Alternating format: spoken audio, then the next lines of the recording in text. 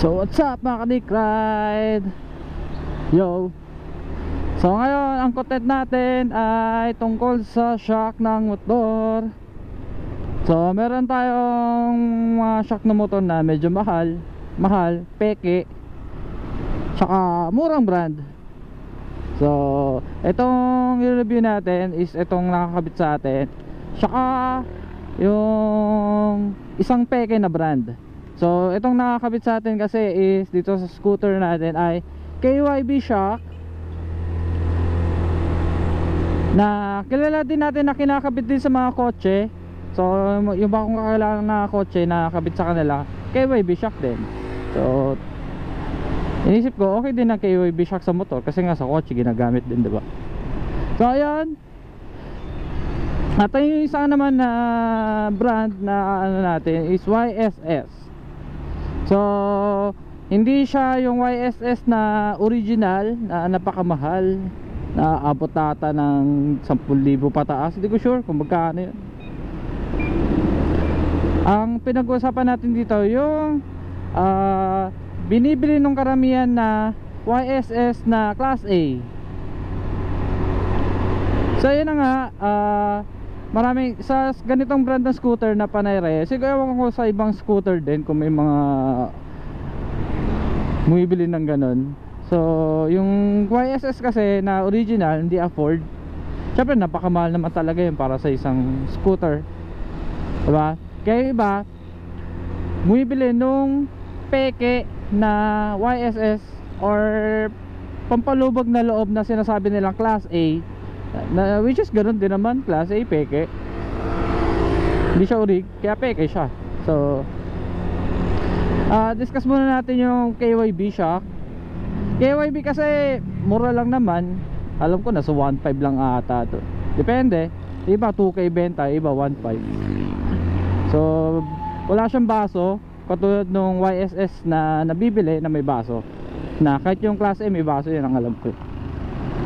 So nakatry na ako ng YSS dati, yung original sa Aerox. Yung katrabaho ko kasi naka-Aerox siya na YSS, so dalawang shock yun.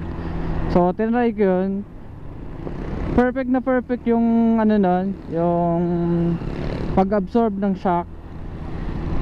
Alam nyo na, pag ano, yung sa lubak na, yung medyo lubak-lubak, no? Ang ganda niyang gamitin, di mo ramdam yung lubak sa masyado sa pet mo.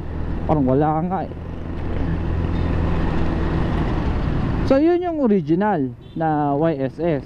Then may kakilala din ako na naka Class A na YSS. Ang performance niya, masasabi ko na hindi siya, ang layo niya doon sa original. Alam mo yun, pag yung iba kasi di ba pag sinasabing Class A, medyo malapit yung performance sa original, di ba? Almost parang pwede na sa original, sa Class A, diba? Hindi siya ganun kalayo. Pero yung Class A napakalayo eh. Then ang kaparehas niya talaga halos, parang wala kang pinakaiba is yung kinabit ko ditong KYB. Alam mo yun, isipin nyo,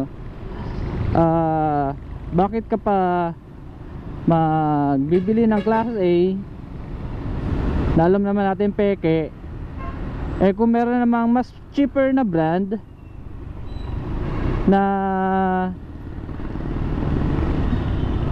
branded pero mura, alam mo yung mura na brand, okay naman yun kaysa naman bumili ka ng Class A. Kahit sabi mong mahal na brand na Class A yan, Class A yan eh, peke pa rin tawag dyan.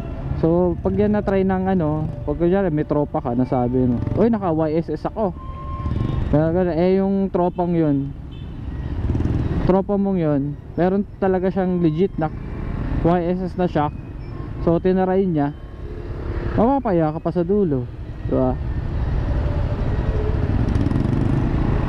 Mas parang wala pinagkaiba yung itsura nung Class A na YSS saka dun sa original, no? Sa performance siya yung pinagkaiba.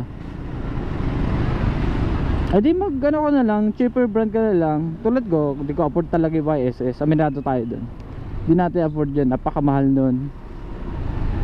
So bumili ako ng kasya para sa aking bulsa at yung kailangan ko lang talaga na shock, which is itong KYB na 1.5 lang,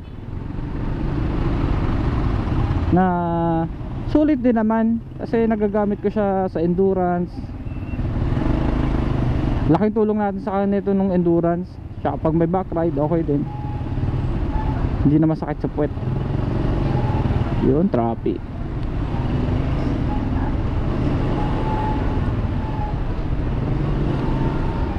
So para sa akin, wag na kayo bumili nung ano, nung class A. Kahit anong class A na siya, wag na yun. Kasi hindi naman natin alam kung gaano katibay yun.